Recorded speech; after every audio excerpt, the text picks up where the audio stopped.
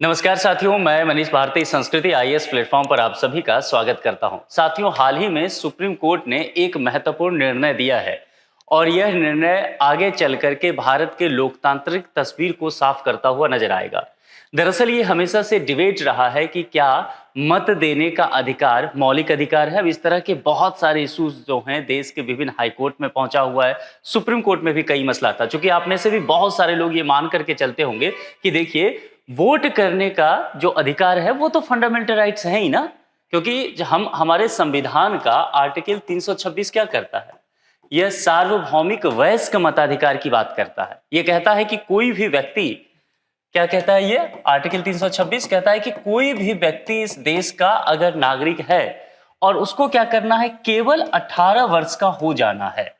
जैसे ही 18 वर्ष का हो जाएगा इसको वोट देने का राइट मिल जाएगा। अब वोट देने का राइट तो मिल गया, लेकिन यहां पर अब ये एक डिबेट है। ये डिबेट है कि क्या ये अधिकार जो है यह मौलिक अधिकार रहेगा, ध्यान से समझिए, या केवल इसे एक विधिक अधिकार माना जाए, यानी कि कानूनी अधिकार के तौर पर माना जाए। ये मसला है। अब इसी में वोट देने के साथ एक और मसला जोड़ दीजिए कि चुनाव लड़ने का, भाई जैसे मतदान करने का अधिकार है, वही आगे बढ़ करके उम्र जब और थोड़ा 25 साल 30 साल आगे बढ़ जाता है तो फिर वो तो चुनाव लड़ने के अकॉर्डिंग भी तो बात की जाती है ना यहाँ पे। तो इस दोनों बात को लेकर के डिबेट है। और जैसा कि हम जानते हैं कि मौलिक अधिकार हमारे संविधान के पार्ट 3 में दिया गया है ना, फंडामेंटल राइट, जो कि सबसे महत्वपूर्ण है। एक बात ध्यान रखना है, ये फंडामेंटल राइट किसके अगेंस्ट दिया गया, सबसे महत्वपूर्ण यही बात है। अगर इस एक चीज को समझ जाएंगे तो पूरा डिबेट सुप्रीम कोर्ट का भी समझ पाएंगे, क्योंकि सुप्रीम कोर्ट ने जो फिलहाल निर्णय दिया है ना, एक लैंडमार्क डिसीजन होने वाला है।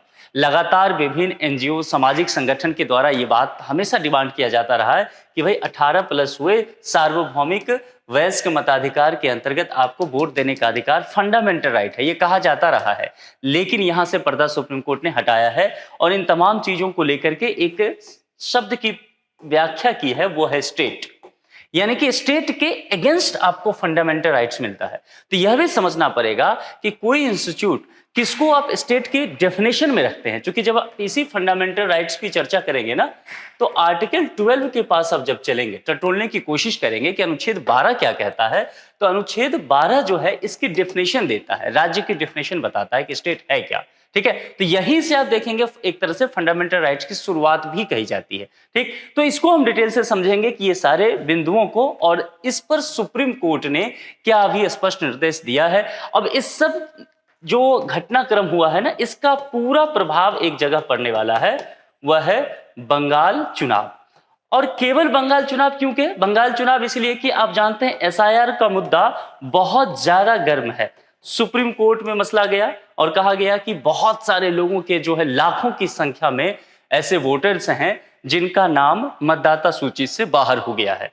अब मतदाता सूची से बाहर हुआ है तो यहां पर बंगाल में जो सत्तारूढ़ पार्टी है टीएमसी, तृणमूल कांग्रेस, यानी कि ममता बनर्जी जो चीफ मिनिस्टर हैं, उनका कहना है कि यह जो अधिकार है, वो पहले से भी कहते रहे। बंगाल से बहुत सारे जो हैं सामाजिक संगठन के द्वारा भी कहा गया, जब फर्स्ट स्लॉट में देखा जाए, जब एसआईआर के अंतर्गत लाखों लोगों का नाम कटा, तब भी इस बात को लेकर के चर्चा आया था कि क्या वोट देने का अधिकार तो मौलिक अधिकार है, किसी का नाम अगर हनन होता है तो फिर उसके लिए क्या किया जाएगा।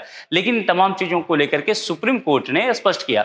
अब देखिए, सुप्रीम कोर्ट के जो स्पष्ट किया है ना, वह दरअसल बंगाल चुनाव के संदर्भ में नहीं कहा है। प्रभाव पड़ रहा है बंगाल चुनाव पर, प्रभाव एसआईआर पर पड़ेगा। उत्तर प्रदेश में भी एसआईआर की बात की गई है, उसमें भी बहुत सारे लाखों नाम कटे हैं, ये बाकी राज्यों पर प्रभाव पड़ेगा। लेकिन यहां जो घटनाक्रम हुआ है वह दरअसल राजस्थान हाईकोर्ट से संबंधित है।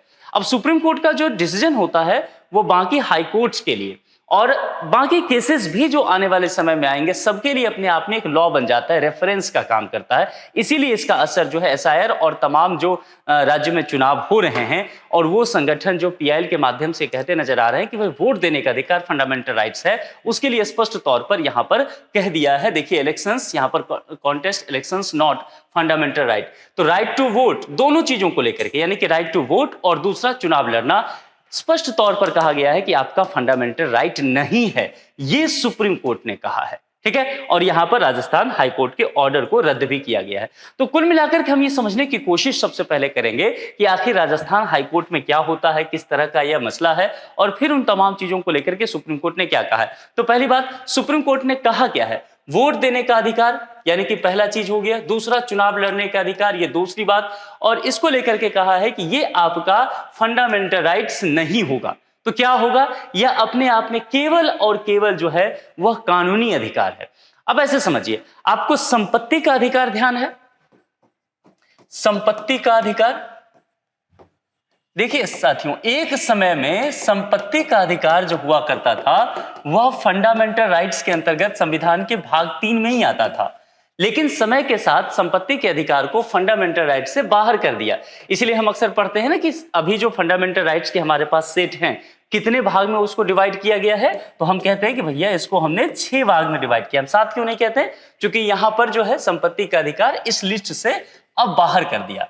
तो बाहर कर दिया तो क्या है, क्या यह अधिकार ही नहीं रहेगा, रहेगा, लेकिन यह केवल अपने आप में कानूनी अधिकार अब बन करके रह गया है। कहने का तात्पर्य क्या होता है, जब फंडामेंटल राइट्स कोई चीज होता है, यहां पर समझिए, अगर ये मौलिक अधिकार होता, वोट देने का अधिकार और चुनाव लड़ने का अधिकार, तो यहां से एक पॉइंट निकलता है, इसको ध्यान रखिएगा। आखिर इतनी बात क्यों कही जाती है, दोनों ही तो अधिकार है ना, मौलिक अधिकार भी अधिकार है और कानूनी अधिकार भी अधिकार है, दोनों का हनन में आप कोर्ट पहुंच सकते हैं। फिर इतना हाई तौबा क्यों कि मौलिक अधिकार नहीं है तो परेशानी है। क्योंकि यहां पर समझिए, ये जो चुनाव लड़ने का और वोट देने का अधिकार यदि मौलिक अधिकार होता, तो इसके अंतर्गत आप जानते हैं कि अगर मौलिक अधिकार का हनन होता है, किसके द्वारा, स्टेट के द्वारा, तो ये स्टेट के अगेंस्ट मिला है। अब स्टेट के अगेंस्ट मिला है तो स्टेट की शिकायत लेकर के आप कहां जा सकते हैं, सीधे तौर पर सुप्रीम कोर्ट। और यह बात कहां पर संविधान में लिखा है, फंडामेंटल राइट्स के अंतर्हित लिखा है, और इसको कहते हैं आर्टिकल 32। आर्टिकल 32 में 5 तरह के रिट की व्यवस्था की गई है। फटाफट आप मुझे कमेंट बॉक्स में बताइए कि वो 5 रिट कौन सा है, मैं कई बार बता चुका हूं। तो यहां पर ये 5 रिट की व्यवस्था की है। इस 5 रिट के माध्यम से आपके जिस तरह के अधिकार का हनन हो रहा है, आप सीधे सुप्रीम कोर्ट का दरवाजा खटखटा सकते हैं। लेकिन वो तभी होगा ना जब कोई भी मुद्दा मौलिक अधिकार के अंतर्गत आता हो। ठीक से समझिए, अगर आपको कोई लड़की पसंद हो या किसी लड़की को कोई लड़का पसंद हो, बहुत अच्छा लगता हो, और वो कहते हो कि भाई विवाह करने का अधिकार मेरा मौलिक अधिकार है, और सीधे ये रिट के माध्यम से सुप्रीम कोर्ट जाए और कहें कि फलाने व्यक्ति से मेरी विवाह करवा दीजिए, आपको लगता है क्या ये उचित होगा, नहीं हो सकता ना। तो कुल मिलाकर के इस रिट का प्रयोग आप कब कर सकते हैं, ये मुख्य बात है। रिट का प्रयोग ही तब कर सकते हैं जब कोई मुद्दा मौलिक अधिकार होगा, अगर नहीं तो ये रिट का प्रयोग कर ही नहीं सकते। फिर सीधे तौर पर आप हाईकोर्ट या सुप्रीम कोर्ट इस मुद्दे को लेकर नहीं जा सकते। तो ये डिबेट को ध्यान रखिएगा, इसीलिए थोड़ा सा कॉम्प्लेक्स ये डिबेट बन गया है। और लंबे समय तक एक जो हमेशा ये माइंडसेट में जैसे ही वोट देने के अधिकार या चुनाव लड़ने के अधिकार की बात आती है, सीधे दिमाग में आता है कि अच्छा ये फंडामेंटल अधिकार राइट्स हैं, और इसको बनाया भी गया। इसी तरह से विभिन्न संगठन के द्वारा, एनजीओ के द्वारा, सामाजिक कार्यकर्ताओं के द्वारा इसी तरीके से पेश किया गया है। इसीलिए बहुत सारे संविधान के जानकार भी इस बात को मानते रहे हैं कि वोट देने का अधिकार फंडामेंटल राइट्स है। लोग चौंक जाते हैं कि जब सुप्रीम कोर्ट ने आज ये बात कही है। इसलिए सुप्रीम कोर्ट ने बहुत क्लियर एकदम बता दिया है कि नहीं भाई साहब, इस बात को समझ लीजिए, आप वोटिंग करने या चुनाव लड़ने का अधिकार केवल कानूनी अधिकार आपका है, फंडामेंटल राइट्स नहीं है। तात्पर्य कि आप ये 5 तरह के रिट में से किसी भी रिट का प्रयोग करके सीधे हाईकोर्ट या सुप्रीम कोर्ट नहीं आ सकते हैं। और यही बात राजस्थान हाईकोर्ट को कहा गया कि आप इस बात को क्यों नहीं समझ पाए कि आपने वोट देने और चुनाव लड़ने का अधिकार को फंडामेंटल राइट्स के अंतर्गत कैसे कंसिडर कर लिया। और कंसिडर नहीं करते, अगर इस बात को समझते तो आप रिट को वहीं पर एक्सेप्ट नहीं करते। जो पीआईएल आया था, याचिका आया था, एक्सेप्ट ही नहीं की जानी चाहिए थी। इसीलिए राजस्थान हाईकोर्ट के डिसीजन को सुप्रीम कोर्ट ने रिजेक्ट किया है, सस्पेंड कर दिया।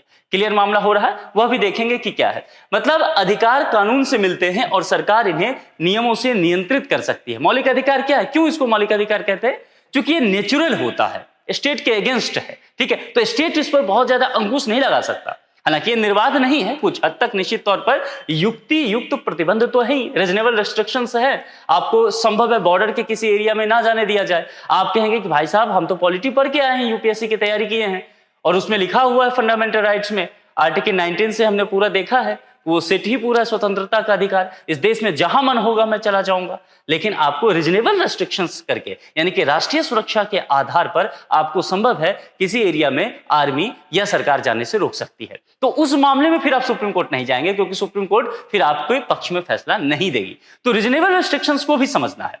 लेकिन जब कानूनी अधिकार की बात होगी तो सरकार उस पर कंट्रोल करेगी, सरकार उसको कानून बनाएगी। आज निश्चित तौर पर यह बात है कि 18 प्लस जो है वो वोट देने का अधिकार रखते हैं। ये निश्चित तौर पर संविधान के अनुच्छेद 326 में दर्ज है ना, वयस्क मताधिकार की बात की गई है। लेकिन आज से 5 साल बाद ऐसा हमारे पार्लियामेंट को लगता है कि नहीं, अब बच्चे जो हैं अधिक समझदार हो रहे हैं एआई की दुनिया में, 18 प्लस करने की क्या आवश्यकता है, इसको यहीं से 16 कर दिया जाए। तो क्या किया जाएगा, इसमें एक संशोधन कर दिया जाएगा, संशोधन करके नया कानून आ जाएगा और उसमें दे दिया जाएगा कि भाई 16 प्लस जैसा ही आप हो गए आपको वोट देने का राइट्स मिल जाएगा।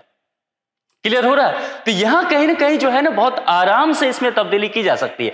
ऐसा नहीं कि मौलिक अधिकार में संशोधन नहीं होगा। 368 अनुच्छेद आपने पढ़ा होगा, वो पूरे संशोधन के लिए ही रखा है संविधान में, उसका प्रबंध ही इसलिए किया गया है। लेकिन फिर उसमें अधिक जो संशोधन की प्रक्रिया है वो कॉम्प्लेक्स है। तो यहां पर ये सारी बातें जो है ना, इस डिबेट को आपको समझना पड़ेगा कि आखिर इस बात को लेकर के जैसे सुप्रीम कोर्ट ने निर्णय दिया, हाय तौबा मच गया है। और जिस इसका असर जो है, चाहे वो पश्चिम बंगाल में अभी चुनाव हो रहा हो, केरल में हो रहा हो, असम में है, पुडुचेरी में है, तमिलनाडु में, ये 5 राज्य में विधानसभा चुनाव चल रहे हैं, है ना। और इसके अलावा तुरंत आगे चलकर जो है उत्तर प्रदेश में भी चुनाव होने वाला है। तो ये तमाम जो राज्य हैं इस पर बहुत बड़ा इफेक्ट आएगा। एसआईआर के इशू की वजह से इफेक्ट आएगा। बहुत लोगों का नाम कटा है, वो इस मुद्दे को सीधे अब इस बात को लेकर के नहीं जा सकते हैं कि भाई एसआईआर से मेरा नाम कट गया सर, तो इसीलिए देखिए मेरे फंडामेंटल राइट्स का हनन हो रहा है। ये क्लियर कर दिया है। तो बहुत सारे केसेस जो हैं पीआईएल हैं ऐसे ही बाहर हो जाएंगे हाई कोर्ट्स वगैरह से। अब ये मसला क्या है जरा एक बार समझ लीजिए। वैसे तो मैंने सब कुछ आपको बता ही दिया है, लेकिन फिर भी एक कोऑपरेटिव सोसाइटी का मसला है। देखिए कोई मुद्दा कहां से उठता है और उसकी संवैधानिक व्याख्या या कानूनी व्याख्या क्या हो सकती है, ये सुप्रीम कोर्ट से समझने की बात है। इसलिए कहते हैं कि यूपीएससी का जब आप प्रिपरेशन करते हैं ना, तो बिटवीन द लाइन स्टडी करनी चाहिए। ये समझिए यहां पर मसला क्या है, फिर आप समझ पाएंगे कि कैसे वो जुड़ता है बाकी जगह से। यह केस राजस्थान की दूध उत्पादक सहकारी समिति है ना, यानी कि मिल्क कोऑपरेटिव यूनियंस के चुनाव से जुड़ा हुआ था। चुनाव शब्द पे ध्यान दीजिए, बाकी चीजें आप भूलना चाहें तो भूल सकते हैं, ठीक है। इलेक्शन मेन मुद्दा है ना, तो वो यहां पर बात किया गया है। अब यहां पर चुनाव लड़ने के लिए कुछ टर्म एंड कंडीशन रख दिया गया, ठीक है। टर्म एंड कंडीशन के तहत कहा गया कि देखिए अगर आप सहकारी समिति का चुनाव लड़ना चाहते हैं तो आपको कुछ नियम कानून फुलफिल करने होंगे। उसके अंतर्गत कहा गया न्यूनतम दूध सप्लाई करना पड़ेगा। मान लीजिए जैसे कि समझ लीजिए कोई व्यक्ति ये कहता हो कि मैं 5 लीटर दूध ही सप्लाई करूंगा और फिर भी मैं इलेक्शन लड़ना चाहता हूं, और कोई व्यक्ति और मैक्सिमम लोग ये कहते हो कि नहीं भाई साहब मैं 250 लीटर से अधिक का दूध सप्लाई करूंगा और फिर मुझे चुनाव लड़ने की मतलब मान्यता मिलनी चाहिए। तो निश्चित तौर पर ये जो सहकारी समिति के लोग हैं इन्हें ये तय करना पड़ेगा ना कि एक पैरामीटर्स बना करके रखें कि आखिर कौन लोग चुनाव लड़ सकते हैं या नहीं लड़ सकते हैं। तो यहां पर ये चीज, इसके अलावा नियमित कामकाज करना पड़ेगा, है ना। ऐसा नहीं कि आप चुनाव लड़ लिए, जीत लिए और फिर जो है आप गायब हो गए, तो निश्चित तौर पर सहकारी समिति का उद्देश्य जो है वही अपने आप में खत्म हो जाएगा। तो यहां पर ये 2 टर्म एंड कंडीशन रखा गया और इसी सब चीजों को लेकर के बहुत सारे लोग जो हैं इस टर्म एंड कंडीशन को, इस रूल रेगुलेशन को, इस चुनाव से संबंधित राजस्थान हाई कोर्ट में पहुंच गए। पहले गलत मान करके इसको रद्द कर दिया था और बाद में मामला जो है सुप्रीम कोर्ट में पहुंच गया और फिर वहां पर यह मसला जो है इसको अधिक डिफाइंड किया गया। फिर सुप्रीम कोर्ट ने इसको क्या कहा, वोट और चुनाव लड़ना मौलिक अधिकार नहीं है, जिसको लेकर के हम बात कर चुके हैं। यह अधिकार संविधान से नहीं बल्कि कानून से बनते हैं, इसीलिए इन्हें क्या किया जा सकता है, सीमित या नियंत्रित किया जा सकता है। क्लियर हो रहा है? अब जैसे सीमित और नियंत्रित करने की बात करेंगे तो देखिए आपका जो वो आर्टिकल 32 के अंतर्गत 5 रिट के अंतर्गत सीधा सुप्रीम कोर्ट पहुंचने की जो मंशा थी वो कमजोर हो गया कि नहीं, यही बातें यहां पर कही जा रही है। वोट और चुनाव लड़ना जो है अलग अलग अधिकार है, इसको भी बात किया गया। यानी कि वोट देना का तात्पर्य क्या है, आप किसी को वोट देते हैं तो आप इसका मतलब ये नहीं कि आप इलेक्शन लड़ भी रहे हैं। वोट देते हैं यानी कि चुनाव की प्रक्रिया में आप भागीदार हो रहे हैं, आपने पार्टिसिपेशन किया है, आप उम्मीदवार नहीं हैं। तो इस बात को भी ध्यान रखना है। तो कुल मिलाकर के समझ लीजिए 18+ वाला मामला तो यहां से आ जाता है। और चुनाव लड़ना का तात्पर्य क्या है, आप कोई पद चाहते हैं, आप किसी पद के लिए अपनी उम्मीदवारी पेश कर रहे हैं और लोगों से उम्मीद करते हैं कि वो आपके लिए मतदान करें, तो चुनाव लड़ने पर ज्यादा कड़े नियम लगाए जा सकते हैं और लगाए जाते हैं, है ना। आदर्श आचार संहिता इसका जो है प्रमाण है। आप देखते हैं बहुत सारे कि भाई कुछ समय पहले आप चुनाव प्रचार बंद कर दीजिए, पैसे नहीं बांट सकते वगैरह वगैरह, पूरा एफिडेविट वगैरह देना पड़ता है। तो ये सारे चीजें जो है, एक चुनाव लड़ने के लिए आप वोट डालने जाते हैं तो आपको बहुत सारे नियम कानून से नहीं गुजरना पड़ता। बस ये थोड़ा एसआईआर का शुद्धिकरण हो रहा है मतदाताओं का, तो वो थोड़ा सा झंझट आजकल हो रहा है, लेकिन जिनका नाम वैध है उनके लिए तो कोई समस्या है नहीं। लेकिन जब चुनाव लड़ेंगे तो बहुत सारे नियम कानून से आपको गुजरना पड़ेगा। इसके अलावा यहां पर इस बात समझिए, जो डिबेट इसको लेकर के है कि क्या एलिजिबिलिटी यानी कि योग्यता और डिस्क्वालिफिकेशन यानी कि अयोग्यता, क्या क्या इसके अंतर्गत माना जाए, इसको लेकर के भी सुप्रीम कोर्ट ने डिफाइन किया है। कोर्ट ने कहा कि यह नियम जो है अयोग्यता नहीं है बल्कि योग्यता है। कौन सा नियम, फिर से यहीं पर आ जाइए, यहां एक रेफरेंस हम इसको ले रहे हैं, एक रेफरेंस के तौर पर हम केवल देखेंगे, बाकी सारे जो चुनाव आपके दिमाग में चल रहे होंगे उस सब पर जोड़िएगा। कहा कि देखिए, ये आप ये मत समझिए कि ये जो टर्म एंड कंडीशन लगाया गया है ना, ये आपको डिस्क्वालीफाई करने के लिए नहीं लगाया गया है। दरअसल ये जो है ना, एक योग्यता है ना। जैसे विधानसभा का भी एमएलए एमपी का कोई चुनाव लड़ता है तो ढेर सारे नियम कानून तो है ही ना, तो वो एक योग्यता है। आपको माना जाता है कि आप इतने चीजों के योग्य हैं तो आइए इलेक्शन लड़ लीजिए। क्लियर है? आप ये नहीं कह सकते कि ये जो है मुझे डिस्क्वालीफाई करने के लिए, अयोग्य ठहराने के लिए व्यवस्था किया गया है। मतलब ये किसी को रोक नहीं रहे हैं, बस ये तय कर रहे हैं कि कौन चुनाव लड़ सकता है, एक पैरामीटर तय होना चाहिए। इसीलिए सुप्रीम कोर्ट ने यहां पर क्लियर किया कि यह नियम जो है वह सही है। अब हाईकोर्ट के फैसला को लेकर के सुप्रीम कोर्ट ने कहा कि देखिए, हाईकोर्ट का जो फैसला था ना, वह पूरी तरह से गलत था और इस मामले में दखल नहीं देना चाहिए था। दखल देने का नहीं तात्पर्य है कि आपको रिट पर ध्यान देना चाहिए था। अगर आप नहीं मानते ये फंडामेंटल राइट्स तो आप उसी वक्त रिट को खारिज कर देते। ये मसला सुप्रीम कोर्ट तक नहीं आता तो सुप्रीम कोर्ट का समय बर्बाद नहीं होता, लोगों को इतना कंफ्यूजन नहीं होता, ये सारी चीजें, और बहुत पहले ही ये चीजें क्लियर हो गया होता। ये बातें कही जा रही है। सहकारी समितियां, अच्छा यहां ध्यान रखिएगा, प्रीलिम्स का आपका समय है, ध्यान रखिए। प्रीलिम्स में पॉलिटी से ध्यान दीजिएगा, स्टैटिक टॉपिक से सहकारी समितियों से बहुत प्रश्न पूछे जाते हैं। अनुसूची 11 और 12 ये जो बाद में जुड़ते हैं संविधान में, तो इसमें आप देखेंगे पंचायत की व्यवस्था की गई है और नगर निगम की व्यवस्था की गई है। तो कुल मिलाकर के यहां से सबसे अधिक यही पोर्शन ऐसा रहता है जहां पॉलिटी से प्रश्न पूछे जाते हैं।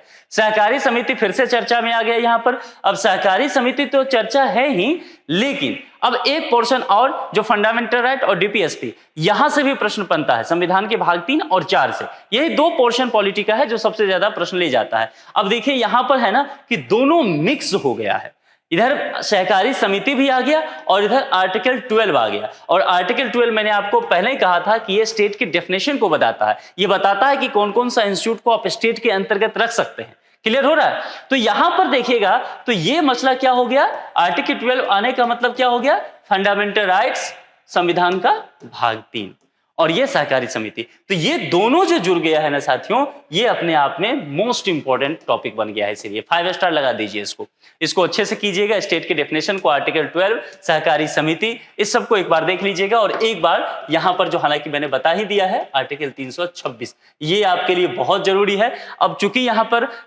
जो फंडामेंटल राइट्स और कानूनी अधिकार को लेकर के चर्चा है, तो संविधान संशोधन वाला जो मसला है वो उसका भी हिंट मिल रहा है। तो इसीलिए यहां पर आप आर्टिकल 368 भी ध्यान रखिएगा।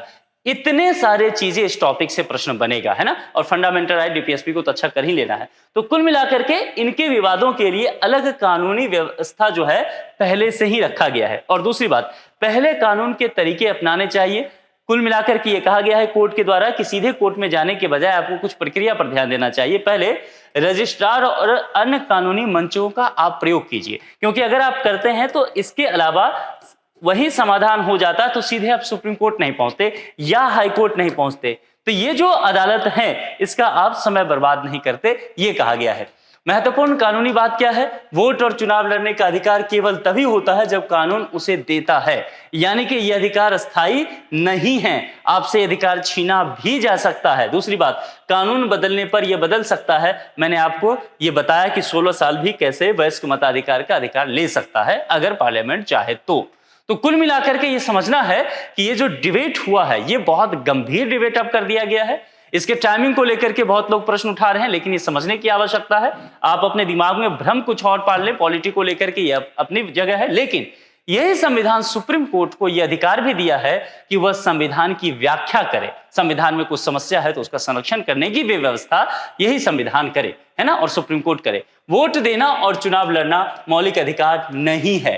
तो प्रीलिम्स में अगर यहां से प्रश्न आएगा, क्लियर होना चाहिए, बहुत इंपॉर्टेंट हो गया है। ये कानूनी अधिकार अब केवल है, सरकार और कानून इसके लिए नियम क्या कर सकते हैं, बना सकते हैं। देखिए सीधे सीधे स्टेटमेंट है, अगर प्रीलिम्स में यहीं से क्वेश्चन डालना शुरू करें तो स्टेटमेंट यहीं से आ जाएगा, ठीक है। और चुनाव लड़ने के लिए योग्यता तय करना क्या सही है, बिल्कुल सही है। तो कुल मिलाकर के ये जितने निष्कर्ष के पॉइंट मैंने डाले हैं ये आपके प्रीलिम्स के स्टेटमेंट बन सकता है। तो इस डिबेट को बहुत अच्छे से तैयार करके रखिए। जितने मैंने आर्टिकल आपको बताया उस आर्टिकल को सही से तैयार कर लीजिए, क्योंकि यहां से प्रश्न बनने की पूरी संभावना रहेगी। अब चलिए यहां पर एक सूचना आपके लिए है, संस्कृति आईएएस इंग्लिश मीडियम का आप देख सकते हैं एनसीईआरटी का फाउंडेशन कोर्स शुरू किया गया है। बैच स्टार्ट 1 मई 2026 से हो रहा है। यहां पर ध्यान देना है, सबसे आकर्षक बात क्या दिख रहा है, केवल 1 रुपया। सही समझ रहे हैं आप, है ना, समझने में कंफ्यूजन नहीं है। यानी कि संस्कृति आईएएस चाह रही है कि बस आप क्या काम कीजिए, एक टोकन मनी, बस कहने की तात्पर्य आपको ऐसा ना लगे कि फ्री में, है ना, एक टोकन मनी भी कम से कम देंगे तो आप पढ़ेंगे, है ना।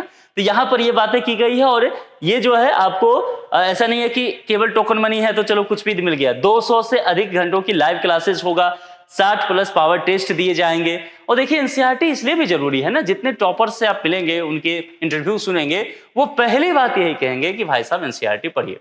और पिछले 5-7 साल में जो ट्रेंड एनसीईआरटी का बना है यूपीएससी ने, वो फिर से कमाल कर दिया है। एनसीईआरटी से सीधे प्रश्न लाइन बाय लाइन उठा के आ रहे हैं प्रीलिम्स में, है ना। तो कुल मिला के आपको क्या करना है, एनसीईआरटी को अच्छे से पकड़ बनाइए। कोई जानकारी चाहिए, कॉन्टैक्ट नंबर दिया गया है 9555124124। संस्कृति आईएएस के आप प्ले स्टोर पे मतलब ऐप को डाउनलोड कीजिए प्ले स्टोर जाकर के, और यहाँ पर संस्कृति आईएएस का वेबसाइट भी आपको दिया गया है, विजिट कीजिए, सही से चीजों को जान लीजिए और फिर जल्दी से जल्दी बिना समय गवाए हुए तैयारी को शुरू कर दीजिए। अब आप लोग मुझे कमेंट बॉक्स में लिख करके ये बताइए कि सुप्रीम कोर्ट का जो ये डिसीजन आया है इसको आप किस नजरिए से देखते हैं। क्या यह डिसीजन बंगाल चुनाव, तमिलनाडु चुनाव, असम चुनाव, केरलम, पुडुचेरी पर असर डालेगा और आने वाले समय में उत्तर प्रदेश इलेक्शन जो होने वाला है विधानसभा का 2027 में, उस पर क्या इसका असर पड़ेगा? आप अपने जवाब कमेंट बॉक्स में लिख करके जरूर दीजिए। जुड़ने के लिए बहुत बहुत शुक्रिया। Thank you so much.